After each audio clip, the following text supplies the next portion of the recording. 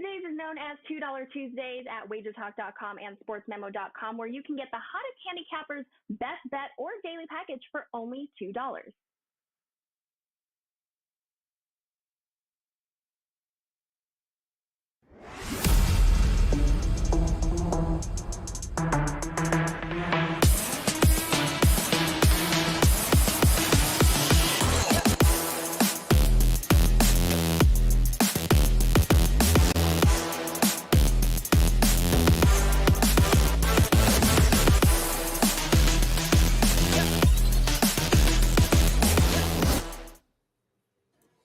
Hey guys, welcome in and a very happy Tuesday to you now here, the 14th of March, and the madness, it is underway, but we still got plenty going on in the association here. Nice loaded slate here tonight of games. We're going to bust a few of these down for you, see if we can't figure a few of the better angles, and we're going to do it with the OG crew as we welcome back in Skee, Prophet in the house, as is Tony, Finn, and Mr. Rob Vino here with you guys on this Tuesday. And hard to believe, just a couple more weeks left here in the regular season of the NBA. And of course, playoffs will be upon us before we know it. In the meantime, though, Skee, plenty of games on the card here tonight. What might we find over at your page at WagerTalk? So far, I have played 3 games here today, or I have 3 plays so far. I'm still looking at a couple other spots, so that's what I have locked and loaded. I'll talk out a few of these other games with you gentlemen and see if we can't add to that card tonight. All right, outstanding stuff here, and good slate of games here. Tony, Finn, did you have anything locked and loaded, ready to roll yet? I do. I have 3 positions in the association, and I've tied them together with my 2 Tuesday night NCAA tournament games too as well. 5 games in one package, only at WagerTalk, Tony Finn's page, homepage, let's say. All right, so he's got some opportunities there, and I'm sure Mr. Vino ready to go. Know for a fact that he has been up since about the crack of dawn here, because already we're going back and forth with a million messages there in that chat. So the 1% Club ready to roll here tonight. Vino, how about you, my man? Yeah, college hoop up and available, Joe. It could still be one more to come. I played a couple, or I shortened it up, so there's a couple of first half plays up and available tonight, along with a full game play, and it's likely to be one more college basketball release here. For NBA, we'll put them up after the show. I'm always late in the day with the NBA anyway, so today's no different. But we'll have NBA up and available. I see 2 that I like pretty strong, so those 2 will definitely be up when we conclude here. All right. Well, we got plenty to dive in here on. And, of course, we're going to start with our contrarian play of the day, which goes without saying that, once again, another contrarian God's winner yesterday. Who in the hell thought the Miami Heat laying 8 points was a great idea? But tonight, they are going to be looking at the Portland Trailblazers, 2.5 right now. That's going to be one of the late games here tonight against the New York Knicks, who, if we're being honest here, no Jalen Brunson, I believe, here still tonight, but could have an opportunity for a pretty good situation here for Portland if you're going under the assumption Lillard and Grant are playing here tonight. So what are you thinking, Skee? Been a little rough West Coast trip for the New York Knicks here. Does that continue tonight with Portland at home? I still think the Knicks have been playing better basketball than the Blazers lately. And Knicks are, 7-1 as a road favorite. I know if I like the Knicks, I prefer them in the first half. It's been in their road the past couple of years, and I don't think it changes. The one thing, though, it's like, what do we really like about Portland here? That's what I have to ask myself. Their first game back home after a long road trip, they haven't been winning. They haven't been playing any defense. Not good rebounding the ball either. Lillard could miss this game with the calf strain. They're 5-9 without Lillard. The only thing to like for the Blazers tonight is they're in desperate need of wins. Outside of that, I don't see much, to get you to the window to back this Blazer side. So in this case, it's not enough for me just because everybody's betting the Knicks. Somebody has to tell me why we got to bet the Blazers. I'll be Knicks or pass. All right, Knicks or pass in this one here tonight for Skee. How about it there, Tony Finn? Is it a Knicks spot for you, or you believe in Portland here? Much of this depends on Lillard, in my opinion. The Knicks have been good on the road. I don't think they've been terrific recently. There's been a fourth quarter fade in the game that they led. There's been some inconsistency without Jalen Brunson. I will say this about this game tonight. When I looked at it and I saw the question marks around Lillard and Grant, and I saw the number in this game with the Knicks being a small road favorite, if they announce that Lillard and Grant are both going to play, and let's put it this way, and you like New York regardless, you'll want to wait, because I think the line will switch to being a Portland favored by 2, maybe 3 points in this game. If you like Portland and you believe both Lillard and Grant are going to play, then jump this line right now and get the plus points or the plus money, depending on how you want to go with the points. You want to go with the money line. That said, I'm out of this room. However, I'm with Skee to some degree. The Knicks have been a good road team, and what's continued can't continue. I sure would like to see Brunson back in, though. Yeah, well, it's I'm seeing doubtful here still, Vino, but Finn brings up a good point, right? Because if Lillard and Grant are a go, they ain't gonna be catching points in all likelihood by the time this game tips. So, what do you think we got here tonight with this? Well, you need them, right? You need them both. The other night in New Orleans, it was a disaster. The Portland defense allows 127 points to a team that hasn't been able to score whatsoever over the course of the last 2.5, 3 weeks. So defensively, they're probably not going to answer the bell, which means offensively they have to if they're going to win. And as was pointed out ahead of me, it's bad scheduling for both sides here. We always like to fade a team first game home after a long road trip. That's Portland. You'd like to be against them. And the Knicks are in the fourth and final of this West Coast swing, and they haven't played well without Jalen Brunson, so nothing to write home about there. It's hard to like either side here. If you're just mechanically betting the trend stuff, then Knicks first half, as Skee mentioned, is, if you need an opportunity in this game, that's probably the one to take.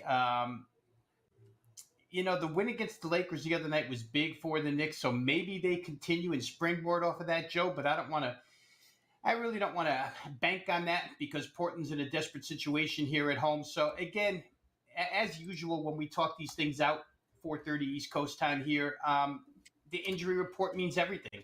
And whether or not Damian Lillard goes probably has a big effect on a lot of things, including the propositions where I think that Anthony Simons would be a nice prop bet if, in fact, Lillard doesn't go.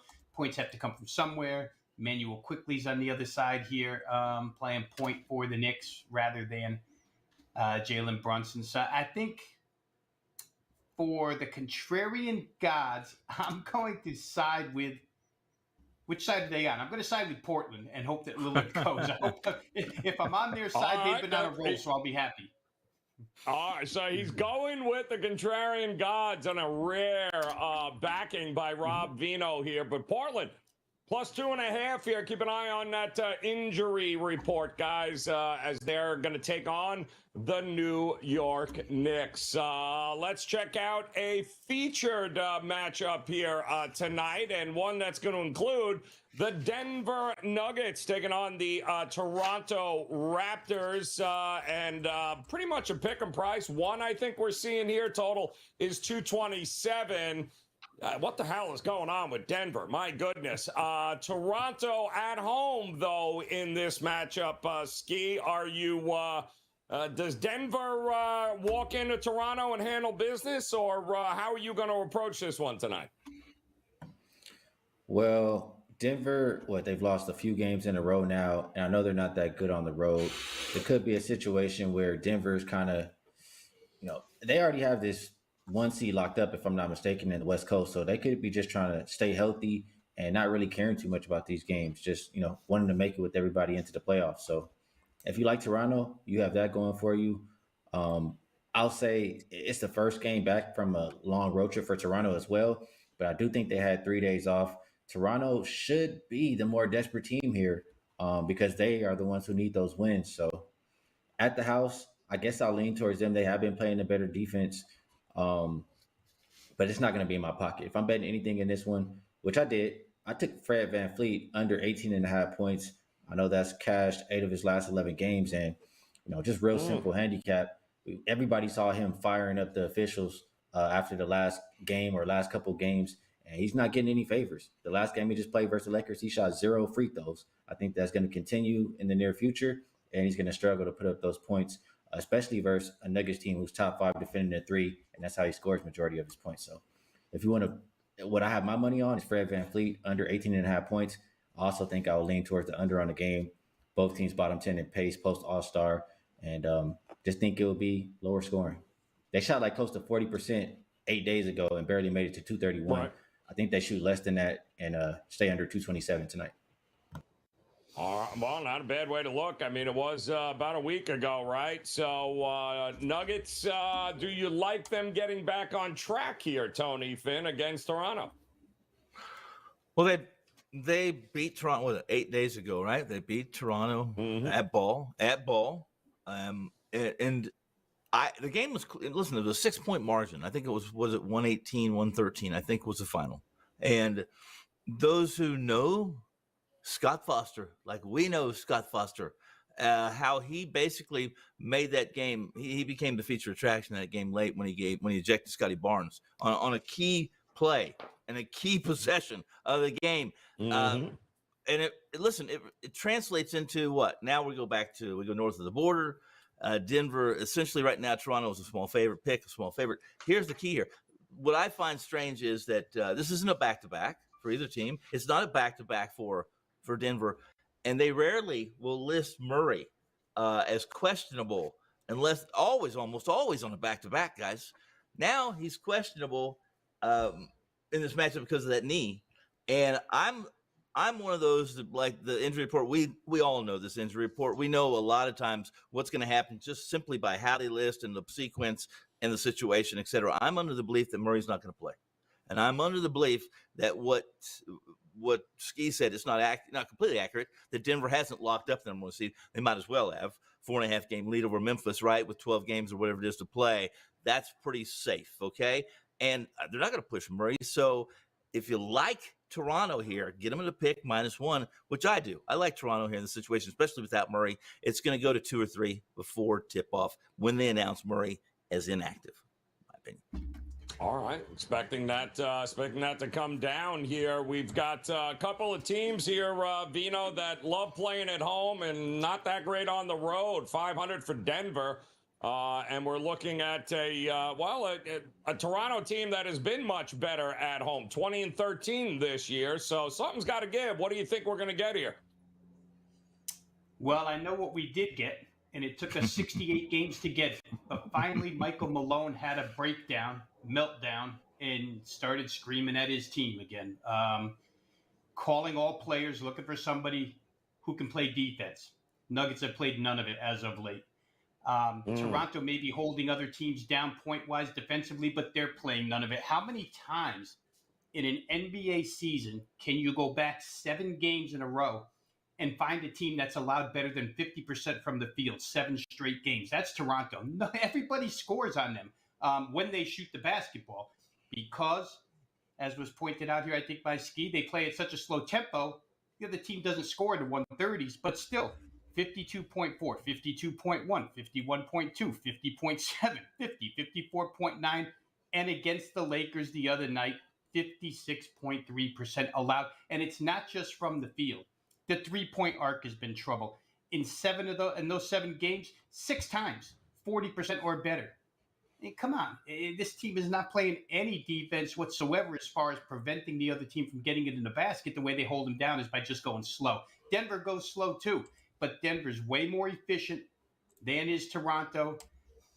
They got Reggie Jackson before the trade deadline for this reason. probably saw the writing on the wall. They didn't see the Ja Morant writing on the wall that they would be able to coast ahead of Memphis, but that they were going to be in pretty firm control of this number 1 seed. We need a backup for Murray so we can take it easy and rest him a little bit. I like the move. The other 4 starters are still there. KCP, the 2 forwards. Jokic had a monster game the other night. I think his PRA totaled up to 67 in that game the other day. I think Denver's probably the right side here. I'm not going to say that I like them because I think they'll respond to their head coach, because I think we all know that answer. He screams and yells and they kind of roll their eyes. But they go out there. They're a self-motivated team. And I think in this instance, beginning of a road trip, I usually, just philosophy-wise, when I'm betting a game like this, I like to take the team in that first game of the road trip, because I think that's when the excitement level is at its highest. Let's get this trip off on a good foot. We've been slacking lately. I think that's Denver tonight, so I'll try the Nuggets. All right, Nuggets. It is here tonight. Should be a good one here. 2 teams could use a win, and we do have, of course, a game which is we're going to feature the total on for our overtime segment, and we're going to take a look at, well, the Brooklyn Nets taking on OKC here tonight. 231.5 as an open, 233.5.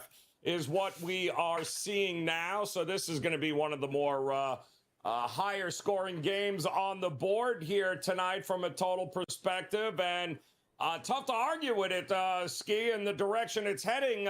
Is it still an over or not for you in this spot? Yeah, it's hard to argue against it. Just look at what these teams have been doing. OKC, they're going to run. They kind of fluctuate as far as when they play defense, but both teams top 10 in pace post All-Star. And just looking at OKC, they played 5 home games the last 2 weeks. All 5 have gone over at home so far in the season. I think they're 23-12 to the over. It's just not a team I want to be expecting to play slow or play defense. So with that said, only way I can look is bet the over. Is it in my pocket? No. But I'll lean that way for the show. Yeah, it's up and over. Tony, Finn, is that where you're looking, or do you think the market is heading in the wrong direction and maybe we should be looking at the under here? No, I'm on the north side of the closing number, as long as it's bet. But you've already seen it climb. Opens up at 231.5. It's at 233 last time I looked. I don't know what is that. I expect this to be around 234 close, and for several reasons. One, OKC's numbers have been a little bit low scoring recently, but they've played some back-to-backs. They've played some teams that are much different than Brooklyn. And Brooklyn is actually in a pretty good spot here. Look at the number, too, here. Thunder, what are they, -2? The Nets, right, who have been as consistent as the weather in New York or Midwest, for that matter, this time of year. Brooklyn doesn't do a really good job in half-court sets. If you look at their numbers, they're just not very good. In fact, they don't do very good on the offensive end, not very good on the defensive end. Oklahoma City's going to run. And if you saw recently, and I've been paying attention to the Nets because I'm trying to figure them out, guys. I really am. They're really hard to wrap my arms around for that mark. They're taking a ton of threes. Over 40% of their shots now are from 3 points on. What does OKC do? Well, they're gonna let them have the threes. They're gonna say, "Listen, beat us to the tempo." Brooklyn's gonna play at tempo. They have no problem playing at tempo. In fact, they almost played everyone else's tempo. And in this game, it's no secret that the Thunder are going to attack the rim, and that will be with Gil Alexander, right? This is a team. Only 5 other teams take more attempts at the rim than OKC weighted, and very few teams give up more attempts at the rim than the Nets, with or without the stud they traded away. Give me the over 233. I'm all over it. Yeah, it's both have won 5 out of 6. Both have been able to, put some points on the board. And SGA is, I believe he's back in this one. He's averaging 35 a game when he plays here lately. So is it just simply an over or not for you in this one?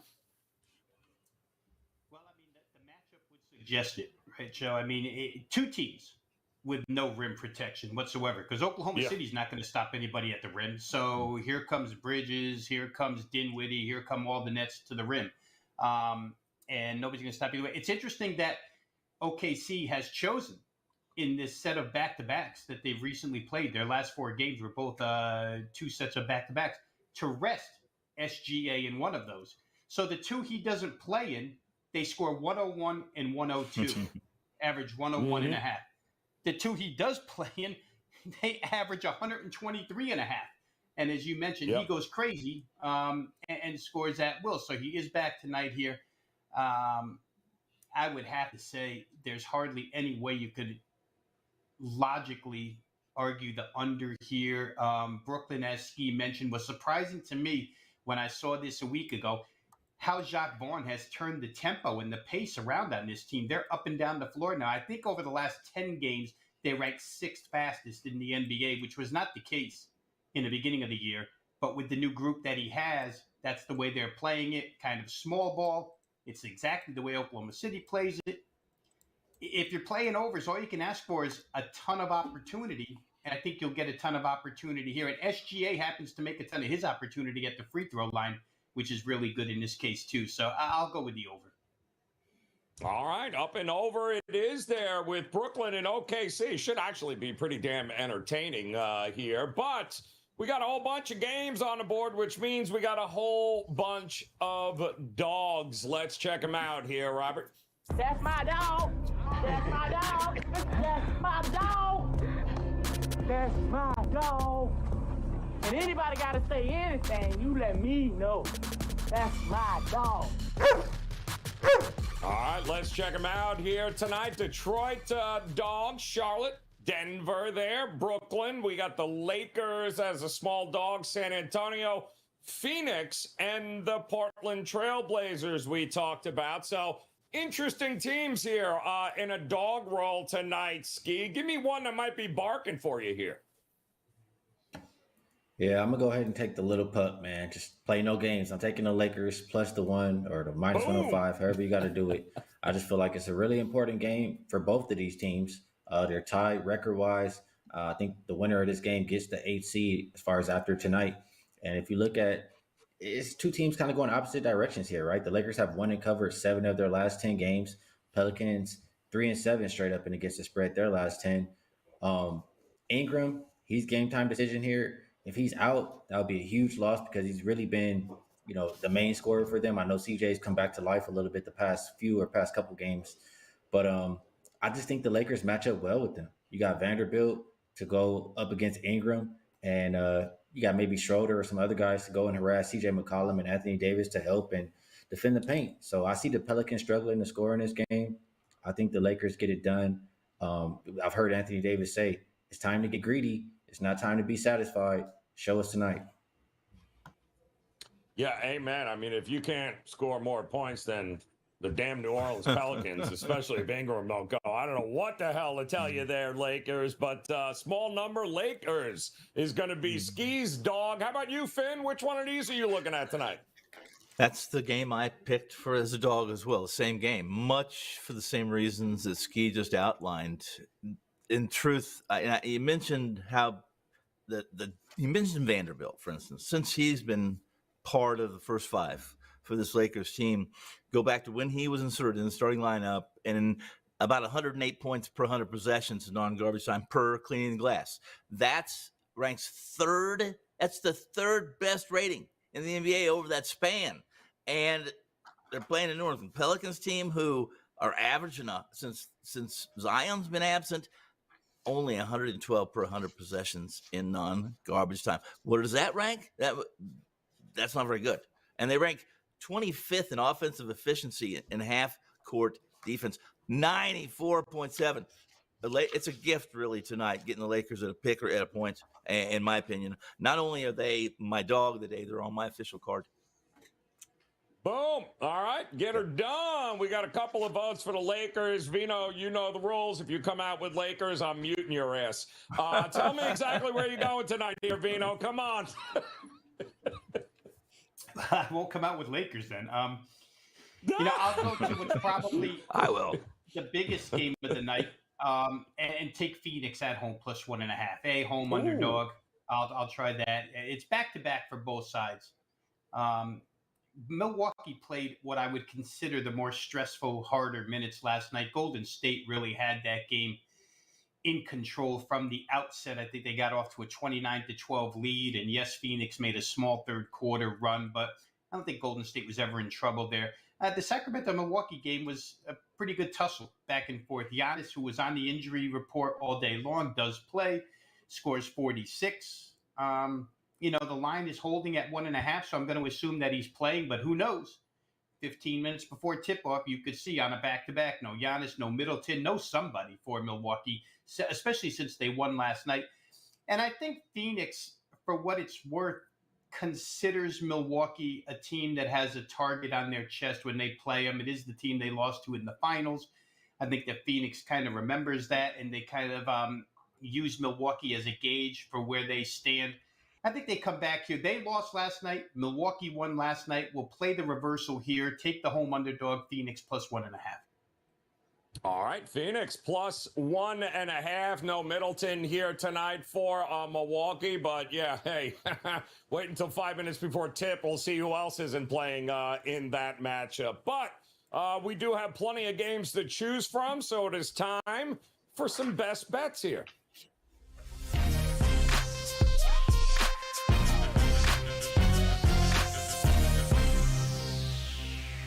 All right, here we go. We got 60 seconds on the clock. You guys know how it works. Give us a best bet somewhere on this card here tonight. Skee, kick us off, man. Where are you looking? Yeah, I'm gonna go with the one I talked about earlier. I haven't made that many plays so far today, so I'm gonna just give you the one I'm sure about, and I'm gonna continue to play it until they start to change or show him some love or he starts to go over this number. It's Fred VanVleet under 18.5 points, hit 8 of his last 11 games, going up. I mean, he's the guy who is going to be launching from three-point land, and Denver is top 5 defending the three on the season. And not only that, the way he was bad-mouthing Ben Taylor, I mean, all the rest of these officials are going to have his back.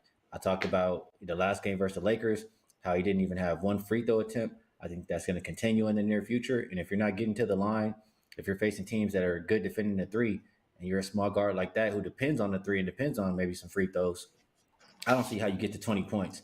So best bet for the show for me tonight, Fred VanVleet under 18.5 points. He plays for the Raptors. All right, so I'm hearing if it ain't broke, don't friggin' fix it. There we go. VanVleet up and under there. Tony Finn, 60 seconds, my man. If you come with VanVleet under 18.5 points, you're done. Tell me, where you going here? Well, you promises. So what we're going to do here is we're going to go to that Toronto game for We're going to go Fred VanVleet. I like Toronto in this game. We talked a little bit about it. I think it was an official attraction tonight, was it? Or at least close to it. Denver at Toronto. Mm-hmm. And there's a lot of reasons to like Toronto here. Skee mentioned one of them, that he doesn't believe Denver is going to be all out, that they would like to be the number 1 seed. I think they will be the number 1 seed, and they'd like to be healthy. And Murray's a big part of this team offensively. Without Murray, they're less than. Without Murray and Joker in the lineup, they are abysmal offensively. Toronto, they need to win here. They really need to win for lots and lots of reasons. You know, they struck 7 together, 8-game stretch last month. The Nuggets barely escaped Mile High venue of ball last weekend. Give me Toronto. And once they announce Murray's out, this is going to go to 3. Get Toronto out, -1. Raptors win at home. Close. It's good. It's a good approach, guys. Hop on it while you can. Kind of a no-brainer there if that comes. So talk to me here, Vino. 60 seconds on the clock. I think I have an idea where you're going, but lay it out for us. What are you going to do here tonight? Yeah, let's go backwards to a game that we talked about a little bit earlier, the overtime game. I think Brooklyn, Oklahoma City. Boom. Has to get over the number here, 233.5. OKC is a 67% overplay at home this year, 22-11 to the over. And those games average 236. Brooklyn, at the tail end of this road trip, has played 3 consecutive high-scoring games, 231, 247, 242. And for Brooklyn, since March the 1st, it's their 7th road game. They played 8 games. They had one lousy home game stuck in between a pair of road trips. So you could see a little defensive fatigue out of them. But I'll tell you what, when they see the opening that there is from the perimeter to the rim here against OKC tonight, they'll get theirs for sure. And I think they'll allow them on the other end. I would have loved to take Joker, Tony, over his PRA, but instead I'll go with Oklahoma City over the total against Brooklyn. Oh! And by the way, just like I throw these out there because I like them both. OKC 117.5 team total. I got no problem jumping on that also. I think that's a good way to look at it, guys. All right, one more time to recap what we got rolling tonight. Skee, all about them Lakers. This is the first time I've actually on record have heard Skee back in the Lakers this year. He is a believer again. They've been dead for many months, but not tonight, man. He is going with the Lakers tonight. And also, he's going to be fading. If it ain't broke, don't fix it. Fred VanVleet under 18.5 points. It's been gold, guys. Jump on it there. While Tony Finn, he too in agreement with Skee. He likes the Lakers in this one, and it pains Tony to admit so because he's burned every jersey Skee's given him. We also like Toronto, though, in his matchup there, checking them out at home against Denver and Rob Vino. Well, Phoenix tonight in a small dog role, welcoming in Milwaukee. But his best bet is going to be over that total with Brooklyn and OKC, 233.5. The contrarian gods, well, they're looking to keep it rolling. They're not buying the New York Knicks. They're buying Portland at home, getting those 2.5 points, guys. And if you head over to WagerTalk.com, now would be a good time for you to hop on board and partner up with Skee, with Tony, with Rob. Grab one of those 3-day, 7-day, or 30-day all-access packages, guys. Now is the time to do it. Hop on board, partner up. Best bets are locked, loaded, ready to roll here, not just for tonight, but of course, all week long as the madness is beginning and plenty of NBA action all throughout the week. So visit Skee's page, visit Vino's page, and visit Tony Finn, guys. Hop on board, partner up with these guys here today. All right, we will be back again tomorrow, of course, breaking down another slate of games in the association.